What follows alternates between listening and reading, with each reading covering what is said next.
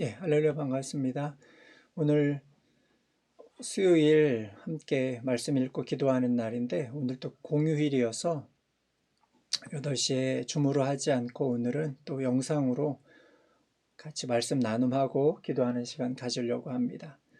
오늘 에베소서 4장 앞부분만 같이 나누도록 하겠습니다.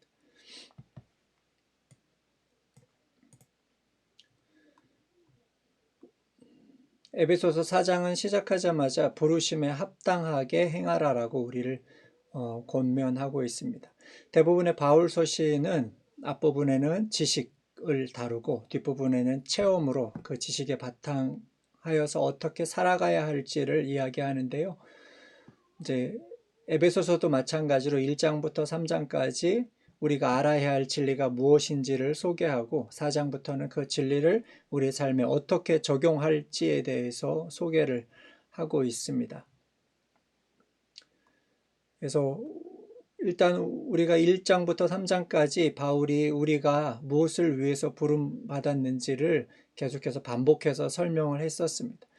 우리는 흠이 없고 거룩한 하나님의 자녀로 부름받은 사람들입니다. 우리는 하나님의 상속자가 되는 소망을 갖도록 부름받은 사람들이고 또 만유의 주인이며 머리가 되시는 예수 그리스도의 한 몸으로서 그분께 복종하고 그의 능력으로 살도록 부름받은 사람들입니다. 그리고 허물과 죄로 죽은 우리는 그 크신 사랑으로 말미암아 살아나서 이제는 더 이상 허물과 죄의 종노릇하는 것이 아니라 예수 그리스도 안에서 선한 일을 하도록 그렇게 하나님이 우리를 부르셨습니다. 그리고 우리가 반드시 기억해야 되는 중요한 사실 하나는 우리는 서로 연합되어 하나님께 나오도록 부름받았다는 사실입니다. 하나님께서 에베소서 1장부터 3장까지 그 중에 가장 핵심되는 구절로 우리에게 주셨던 것이 때가 차면 하늘과 땅에 있는 모든 만물이 예수 그리스도를 머리로 하여 통일되도록 하시겠다고 말씀하셨습니다.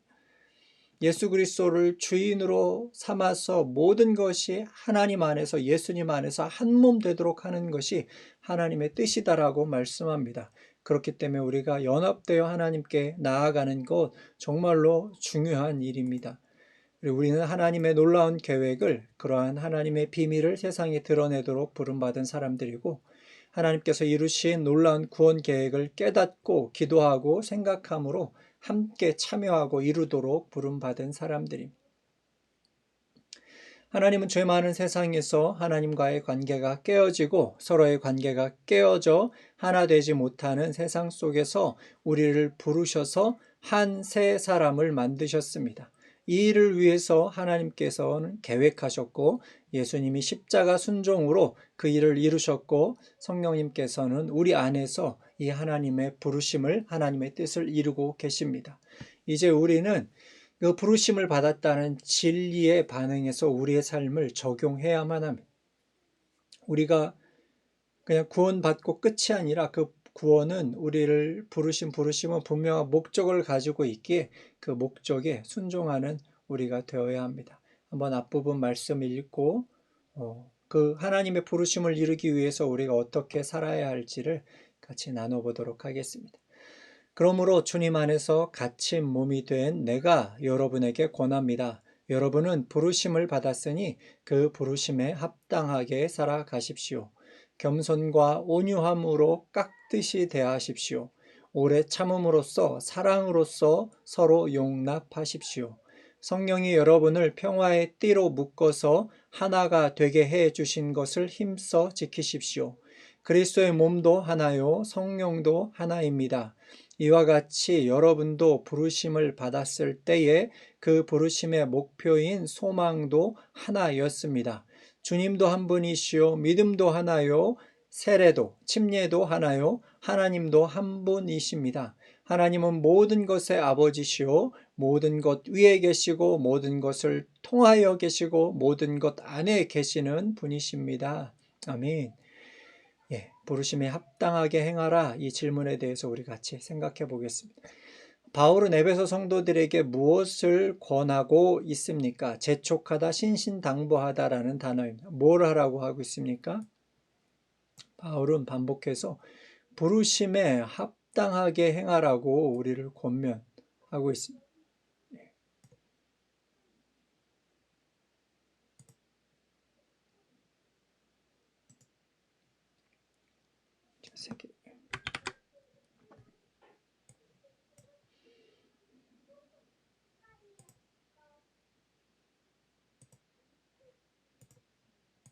부르심에 합당하게 행하라고 우리를 권면하고 있고요. 그 합당하게라는 말은 어울리게 적합하게 우리가 예수 그리스도 안에서 한 몸으로 하나님의 상속자들로 거룩한 하나님 나라로 부름을 받았으니까 이제 그것에 합당하게 살아라 말하고 있습니다. 바울은 그 부르심에 합당하게 살고 있었나요? 네. 바울은 그 부르심 때문에 예수 그리스도 안에서 지금 감옥에 갇혀 있습니다.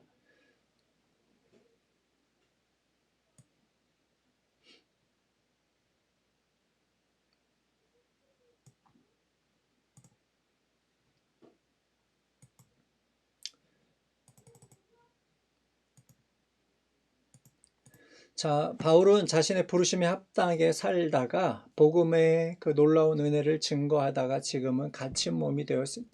이것을 바울은 억울하게 생각하거나 불합리하게 때로는 고난이라고 여기지 않았습니다. 하나님께서 주신 그 복음의 비밀을 세상 사람들에게 전하는 것이 자신의 사명이라고 생각했고 그것을 전하다가 갇힌 몸이 되었고 또 갇혀서도 계속해서 복음을 증거할 수 있기 때문에 바울의 그렇게 갇혀진 몸 자체가 하나님의 부르심에 합당한 지금 삶을 살고 있다라고 바울은 그렇게 여기고 있었습니다. 부르심에 어울리게 걸어가라고 말한 바울이 제시한 5가지 덕목은 무엇입니까? 우리가 한 소망 안에서 예수 그리스도 안에서 한 몸으로 부르심을 받았는데 거룩한 몸으로 또 하나된 몸으로 하나님이 우리를 부르셨는데 그것을 이루기 위해서 우리가 해야 할 것이 무엇인지 바울은 그렇게 소개하고 있습니다. 첫 번째로 무엇이냐면 하나님 앞에 겸손하게 행하라라고 말하고 있습니다. 겸손이라는 것은 하나님 앞에 내가 누구인지를 아는 것, 하나님 앞에서 자신을 낮추어 하나님의 크심과 영광을 인정하고 그분의 뜻에 복종하는 것이 겸손입니다. 우리가 하나님의 뜻을 이루며 살아가기 위해서 우리의 부르심을 쫓아서 살기 위해서 우리가 첫 번째로 기억해야 되는 사실은 하나님 앞에 겸손해야 하는 것입니다. 그냥 단순히 다른 사람들 앞에 나를 낮추는 것이 겸손이 아니라 하나님의 위대하심, 나를 사랑하시고 나를 살려내신 하나님의 크심을 인정하고 그분의 뜻 앞에 겸손하게 복종하는 것이 그것이 겸손입니다. 하나님의 뜻에 나를 낮추지 않는다면 그건 구원받은 사람으로서 아무것도 아닌 겁니다. 겸손하게 행해야 하고 또 무엇을 우리가 해야 되냐면 온유한 사람들이어야 합니다. 하나님 앞에 내가 어떤 존재인지를 깨달은 사람들은 다른 사람들을 향해서 온유할 수밖에 없습니다. 온유라는 단어의 원뜻을 찾아보니까 헬라 사람들은 이 온유라는 단어를 야생마가 길들여져 있는 상태를 표현할 때 온유하다라고 표현을 했습니다. 허물과 죄로 죽었던 우리가 제멋대로 살아가던 우리가 하나님의 크신 사랑하심으로 구원을 받아서 이제는 하나님께 길들여져 있는 상태, 하나님의 뜻에 온전하게 순종하고 있는 상태, 그 누구를 대하더라도 하나님의 사랑과 뜻에 복종해서 그들에게 하나님의 향기를 나타내는 상태, 그게 온유입니다. 주인이신 하나님이 사용하시고자 하는 대로 기꺼이 순종하는 모습, 다른 이들에게 대해서 주인이신 하나님의 뜻대로 대하는 모습이 온유입니다. 하나님 앞에 겸손한 사람만이 다른 사람들을 향하여서 온유할 수 있습니다. 성경에서 온유한 사람의 대표자로 꼽힌 사람은 모세였습니다. 모세는 하나님 앞에 철저하게 자신을 낮췄던 사람이고 그렇게 하나님의 뜻을 이해했기 때문에 끝없이 반역했던 이스라엘을 향해서 온유함으로 하나님의 뜻으로 이스라엘 백성들을 인도할 수 있었던 것이 모세였습니다. 겸손함으로 온유함으로 우리가 살아가야 하고 세 번째 덕목은 오래 참는 겁니다. 우리가 하나님의 뜻에 제 자신을 낮추고 그 하나님께 길들여진 채로 다른 사람들을 대하고 교회 지체들을 대한다고 할지라도 내가 원했던 대로 모든 것이 되어지지는 않습니다. 하나님의 말씀 가운데 이루어진 것이 단 한순간에 교회 안에 이루어지지는 않습니다. 누군가를 변화시키기까지는 오랜 시간이 걸립니다. 그렇기 때문에 하나님 우리에게 권면하십니다. 서로를 향하여서 오래 참으라고. 오래 참다의 원뜻을 보니까 원수 갚기를 포기하는 것, 오래도록 인내하며 그 사람에게 내게 갚아야 하는 그 억울한 일들을 참아내는 것, 그것이 오래 참음이다라고 성경은 이야기하고 있습니다. 오래 참고 그리고 어떻게 합니까? 그 사람을 용납해 주라고 말씀합니다. 용납하다, 용서하다, 견디다, 겪다입니다. 나는 하나님의 뜻대로 겸손하여서 온유를 베풀고 오래 참지만 그 사람은 나를 향하여서 그렇게 대하지 않을지라도 우리는 그 모든 것들을 견디라고 겪어내라고 하나님 말씀하고 계십니다. 그렇게 하기 위해서 우리에게 필요한 것이 있습니다. 그것은 사랑입니다. 예수 그리스도가 우리를 포기하지 아니하시고 끝까지 사랑하신 그 사랑하심으로 우리가 지체들을 향하여서 사랑할 때 겸손하고 온유하고 오래 참고 용납함이 우리 가운데 이루어지고 우리 가운데 하나님의 뜻이 아름답게 성취될 줄로 믿습니다. 우리가 부르심에 합당한 태도로 온유와 겸손과 오래 참음과 용납과 사랑으로 살아가게 될 때 우리 교회는 어떻게 됩니까? 우리 교회는 하나님이 뜻하신 대로 하나가 된다라고 3절에서 이야기합니다. 바울은 이 일을 위해서 어떻게 하라고 권명했습니까? 힘써 지키라고 말합니다. 자동적으로 되는 일이 절대로 아닙니다. 교회에 있는 모든 성도들이 하나님의 뜻으로 한 몸 되어서 한 성령 안에서 한 아버지 앞에 나가는 것, 예수 그리스도를 머리로 하여서 온전하게 한 몸 되는 것 절대로 거저 되는 일이 아니다라고 이야기합니다. 복음을 들은 사람들이, 진리를 깨달은 사람들이 그것을 지키기 위해서 힘써 노력할 때, 부지런히 포기하지 않고 주의하며 지켜나갈 때 이 하나님의 일이 이루어진다라고 바울은 우리를 권면하고 있습니다. 바울은 부르심에 합당한 삶이란 성령께서 하나 되게 하신 것을 힘써 지키는 것이라고 말했습니다. 우리의 부르심은 성령께서 하나 되게 하신 것을 힘써 지키는 겁니다. 왜 이렇게 하나 된 것을 힘써 지켜야 합니까? 4절에서 말하는 것처럼 우리가 한 몸이기 때문에 그렇습니다. 한 몸으로 부르심 받았기 때문에 하나 되는 것을 지키는 것이 마땅한 겁니다. 한 몸인 우리를 한 성령께서 다스리시기 때문이고 우리의 부르심의 소망이 하나됨이기 때문에 그렇습니다. 예수 그리스도 안에서 하나 되는 것이 우리를 부르신 하나님의 소망이기 때문에 그 일을 받드는 것이 우리의 마땅한 사명입니다. 우리의 머리는 한 분 예수 그리스도이시기 때문에 우리가 하나여야 하고 우리가 고백하는 믿음이 하나이기 때문에 그렇습니다. 또 우리가 침례를 받을 때 예수 그리스도와 함께 죽어지고 그분과 함께 살았다라고 고백하는데 우리가 한 몸 예수 그리스도 안에 연합되어져 있기 때문에 하나일 수밖에 없습니다. 마지막으로 우리의 아버지가 하나님 한 분이시고 그분은 만유의 주인이시기 때문에 우리는 성령 안에서 하나된 것을 힘써 지켜야만 합니다. 우리는 스스로에게 이 질문을 던져봤으면 좋겠습니다. 정말로 하나님께서 나를 부르신 목적을 내가 깨닫고 있는가? 나는 단순히 예수 그리스도 믿어서 죄사함을 받고 하나님 백성 되었다, 천국 백성 되었다에 만족하면서 살아가고 있지는 않는가? 그것이 나를 부르신 부르심이라고 착각하며 살지는 않았는가? 하나님께서는 우리를 모든 사람들과 한 몸 되어 한 아버지 앞으로 나아가도록 우리를 부르셨습니다.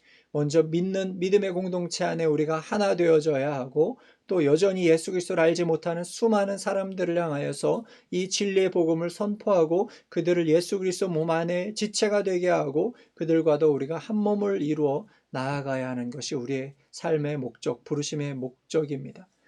나의 생각과 말과 행동에 이 하나됨을 힘써 지키기 위한 겸손과 온유와 인내와 용납, 사랑이 나타나고 있는지 우리 스스로에게 질문해 봐야 합니다. 힘써 지키라고 명령하셨는데 우리가 하나님 앞에 내 뜻을 내세우고 교만함으로 버티고 있다면 그 교만함을 주님 앞에 회개해야 합니다. 다른 형제자매들을 대할 때 그 겸손함으로 온유함으로 길들여진 상태로 하나님의 뜻에 맞춰진 상태로 대하고 있지 못하다면 우리 자신을 회개해야 합니다. 또 누군가를 대할 때 내가 오래 참지 못하고 포기하고 낭망하고 좌절했다면 그 죄악 또한 하나님 앞에 회개해야 합니다. 견뎌내라고 용납하라고 말씀하셨는데 견디지 못해서 포기한 시간들이 있다면 주님 앞에 용서를 구해야 합니다. 무엇보다도 나에게 예수 그리스도가 나를 사랑하신 그 사랑이 나에게 흐르고 있지 않다면 그 절망스러운 상황을 주님 앞에 회개하고 주님의 사랑이 내 마음속에서 정말로 강물처럼 흘러나올 수 있도록 주님 앞에 용서를 구하는, 긍휼을 구하는 우리가 되어야 하겠습니다. 나는 교회가 하나로 연합해야 하는 이유를 다른 사람들에게 설명할 수 있습니까? 만약에 그 뜻을 알지 못한다면 정말로 에베소서 1장부터 3장까지의 말씀을 반복해서 계속해서 읽고 우리를 부르신 부르심이 무엇인지 바로 깨닫는 우리 예그라 길갈 교회 모든 가족들이 되셨으면 좋겠습니다.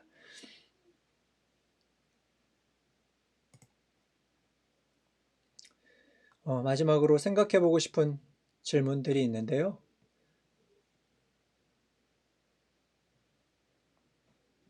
만일 우리 교회가 서로 분리되고 여전히 미워하며 원수되어 하나 되지 못한다면 이것은 무엇을 의미할까요?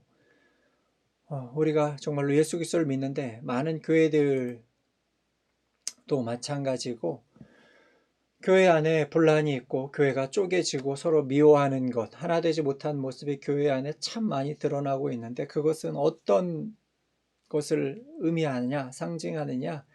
그것은 하나님이 우리에게 주신 복이 무엇인지 예수 그리스도께서 죽으시고 부활하심으로 이루어 놓으신 일이 무엇인지 그리고 성령께서 믿는 자들 속에서 지금 행하고 계신 일이 무엇인지 전혀 모르는 상태입니다.